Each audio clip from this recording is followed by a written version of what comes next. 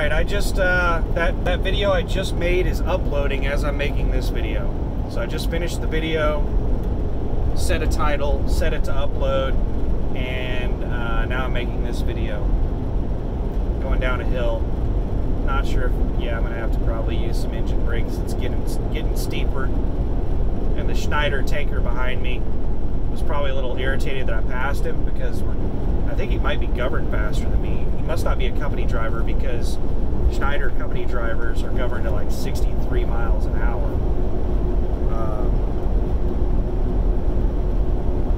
But he's heavy. He's a tanker, and I think he's placarded. And we're going through rolling hills, so I'm pulling way away from him through these rolling hills because I'm basically empty. 6,600 pounds. Kimberly Clark. It's paper product, not raw paper. Paper product is really light, and the trailer's only like half to 3/4 full. They had the seal on the inside, so I had to like open it up, get the seal out, close it, and then seal it up. I sealed it at the gate, so the I don't know, they didn't seal it, so I just waited until I got to the gate and sealed it in front of security because I wasn't sure. They didn't tell me anything about sealing it at the exit, so I just sealed it. That Schneider tanker just pulled off in that rest area. I don't have to worry about him anymore. So this is a pretty easy drive. I have never been I don't think I've ever been in the state of South Carolina, personal or business, as a driver or like personal. It's starting to get pretty late at night. Well, it's not late. It's starting to get late in the evening, not night. It's 8:23 p.m. Eastern time. I'm on I-20 in between Augusta and Columbus, South Carolina. Augusta, Georgia, and Columbus, South Carolina. In Columbus, I'm going to hit 77 going north. And this is a nice interstate with not a lot of traffic. I'm loving it. That would have been funnier if you could see what I see. There's a McDonald's sign right in front of me. The arches.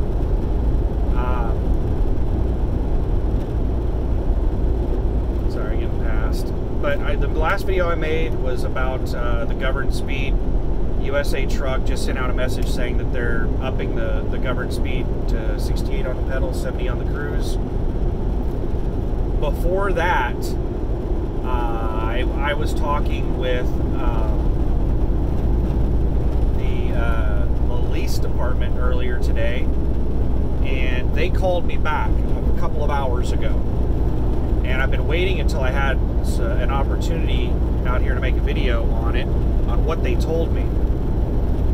3 minutes, I still haven't gotten to the point. Sorry. So, and I am starving. I've been living on potato chips and Little Debbie snacks the last 2 days.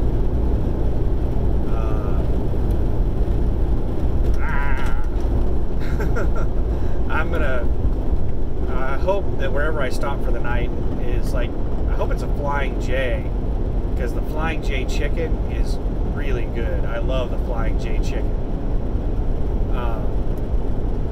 Or a TA or Petro that actually has food. So, the lease department called me, Christina to be specific. I talked with Tom earlier, and he said that, you know, he would powwow with Christina and the Vice President of Safety about my request to move over to the lease department early, a week early, because I'm getting really frustrated with the company side. I'm sitting around a lot, and like I'm just not making any damn money over here because of breakdowns and just sitting around waiting on crap. So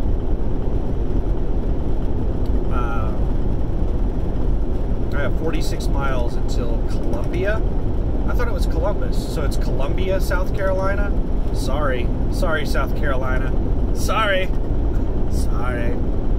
Columbia, South Carolina. So Christina called me back, and they had a meeting with the Vice President of Safety about me, and they all talked about it, and I got approval. I have been accepted to the lease side of the company, and I can move over any moment. So she said that she's already done all the paperwork that she could do on me. For now, all of the remaining paperwork requires a VIN number of the truck. So they're waiting on me to buy a truck. So I have to buy a truck now. I've been waiting to pull the trigger on buying a truck until I got the green light that I could actually lease on, because with as little experience as I have, there are very few options that I have to lease my truck on. It's going to be a very scary time until I have at least 6 months of experience with my truck. If something happens with USA Truck before I get 6 months experience, I'm probably gonna have to go back as a company driver and keep paying on my truck for a couple of months until I get enough experience to lease on with somebody else. Really, it's after 1 year is when your options really open up as a lease driver. There are very few places I've found that will let somebody lease on with less than a year of experience. Very few places. So it's going to be a little scary. Somebody on a motorcycle just hauling butt down the interstate without a helmet or anything on. Man, I've been hit in the head driving down the interstate on my motorcycle with my helmet on, and it's a jarring, to have a grasshopper or something hit your helmet when you're going 75, 80 miles an hour down the interstate. That'll wake you up. I can't imagine being hit in the damn head without a helmet on. But he did have his chin on the fuel tank. He was trying to hide behind the little windscreen. Oh, that's just people and their smart decisions. So yeah, now it's just, man, I'm so happy. Anybody that's been watching my videos knows that here comes another motorcycle up behind me. I wonder if this one's got a helmet on. Maybe it's the same guy. He heard me talking shit and he flipped it around, and he's gonna come up here and show me how tough he is by banging his head up against the back of my trailer or something. I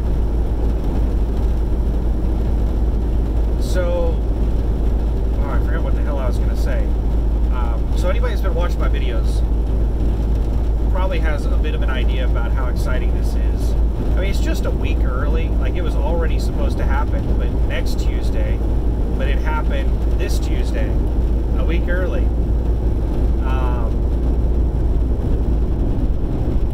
No, this guy's got full gear on. He's on a cruiser bike. Well, not full gear. He's got a t-shirt, jeans, and some slip-on shoes. But at least he's got a helmet on.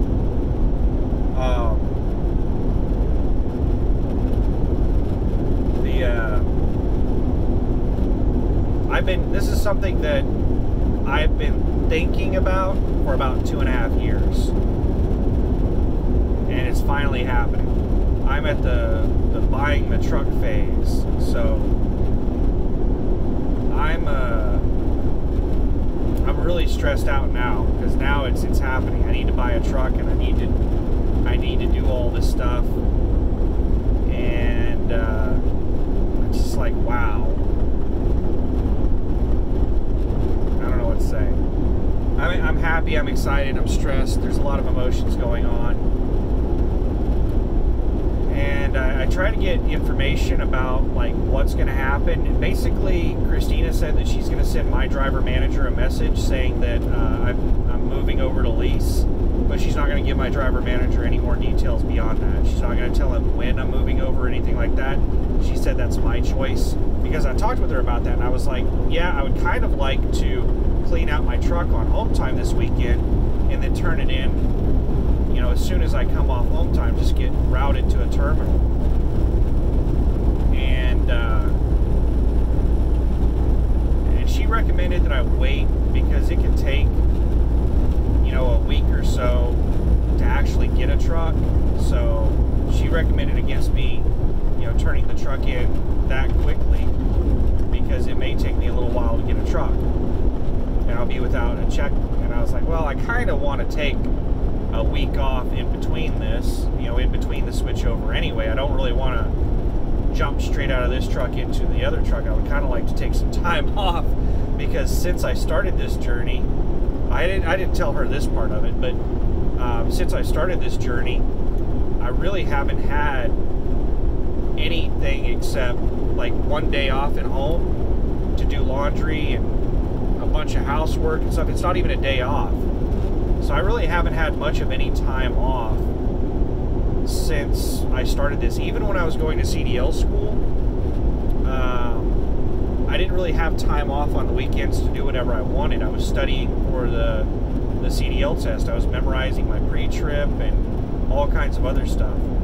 So I haven't really had any time off since I quit my job January 7th or whatever. Even before that, all my free time was spent studying for permits and stuff because I had all my permits before I quit my job and went to CDL school. So yeah, shit, it's been since like December that I've been doing stuff to become an owner-operator. And it's now June, so yeah, I haven't had much of any time off in about 6 months. So yeah, even like the 3 days that I had off whenever I was first assigned this truck, that wasn't even really a whole lot of time off because it was most of that time was spent packing stuff in the truck, going out and buying stuff for the truck, and then like a whole damn day of cleaning this truck because it was so nasty. I had a bucket and soap water and just, man, I wiped everything in this truck down and I Febrezed the hell out of it. It still smells like an ashtray in here. After being in this truck for 3 months, it still smells like an ashtray in here. Oh, that's going to be a major deal breaker for me on buying a truck. If I get into that truck and it smells like cigarettes in there, no. If it smells like dog in there, no. Those are odors that you just can't get out. And I don't want to deal with that crap.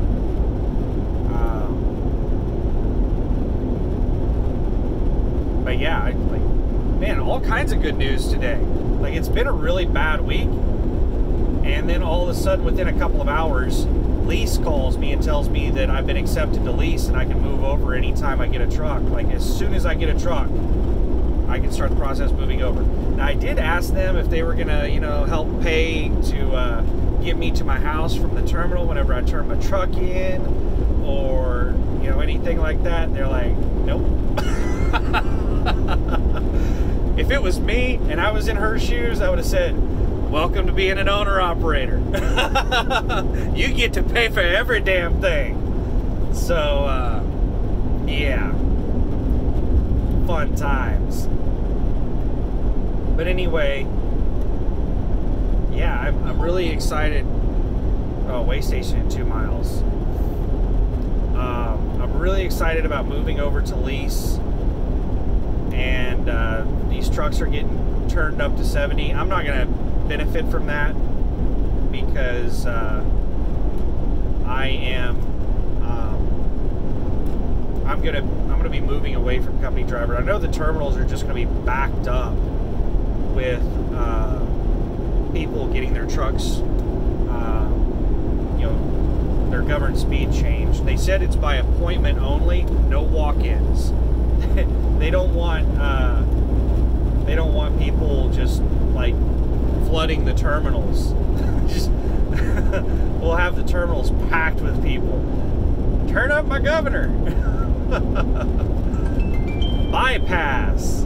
But I see red up here. It looks like they're closed. So that's about the only time I get the bypass is when they're closed. But anyway, that's the big news, man. I am so excited that I'm moving over to be an owner-operator. Now I get to really dive into buying a truck, and I need to look at a tax service, and I need to get them. They said there's a whole bunch of crap that I have to fill out and sign and stuff. I want some kind of like details about truck ordered not used pay, layover, detention. I want to know the exact details of that stuff. Like, am I compensated if I have to put one of their trailers in the shop and stuff like that? I want to find out all the details about the accessorial or accessorial. I've seen it spelled both ways. I've seen it spelled with ACC and ASS. I don't know which one's right, but all the accessorial or accessorial pay, I want to get details on all that stuff, because it's been a real crapshoot as a company driver. My driver manager doesn't even know half the rules on all that extra pay, because the company doesn't pay that shit out. So they don't really bother learning it since they don't pay it. But I'm going to fight for that pay as an owner-op. I don't know, I'm just really excited right now. So thanks for watching. Have a good one. And I'm going to start searching for a truck, start getting serious about my search for a truck. Christina did recommend a company. It's just, she doesn't know anything about the company. It's just a company that has come over to the Van Buren office and made a sales pitch, basically asking them to tell their drivers to go check out this company. Every company that I looked at on the USA Truck website as far as leasing goes was pretty bad. Like the trucks that they had for sale were junk. Bulldog Truck Sales in Georgia, they had these old beat to crap trucks that were just fleet spec cheap trucks, and they were selling them for $30,000 to $40,000, and they were over 500,000 miles. They were around 500, roughly the ballpark of 500,000 miles. Just bare bones basic trucks, leaf spring suspension, just, I mean, absolutely bottom. Like, they had no options selected whenever they got these trucks. They were just really cheap trucks whenever they were purchased new, and they're selling them for $30,000, and they were in terrible condition. So yeah, I'm not too thrilled with the trucks that were available from the places that were listed on USA Truck's website.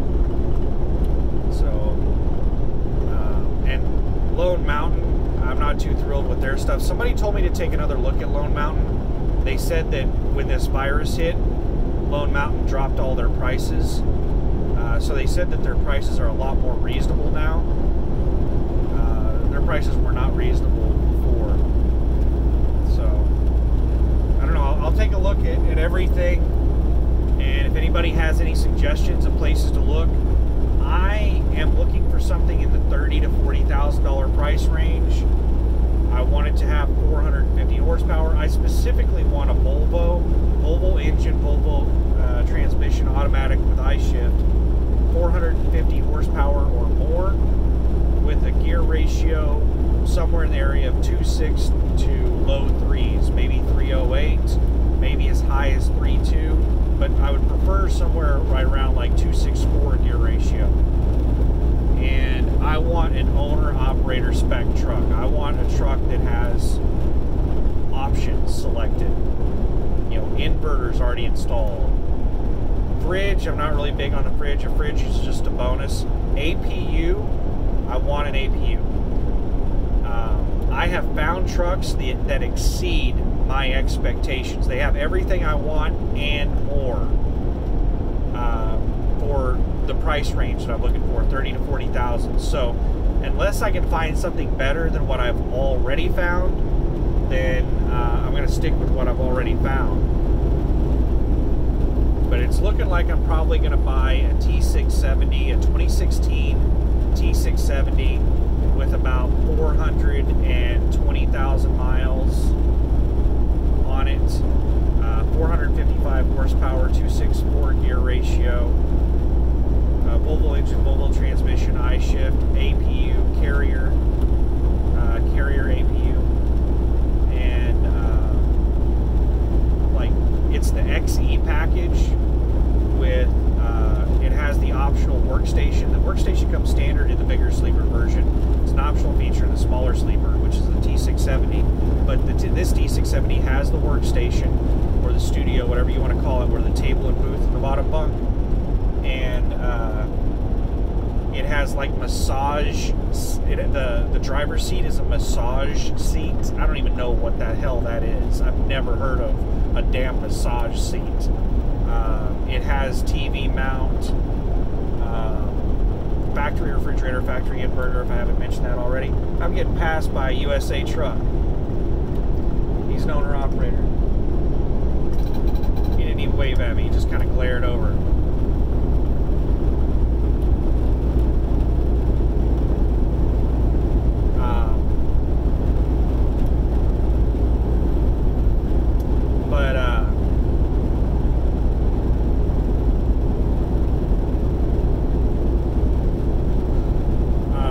What was I saying?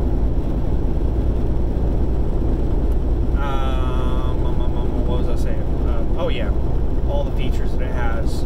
I can't think of any other features off the top of my head. I would prefer a white Volvo.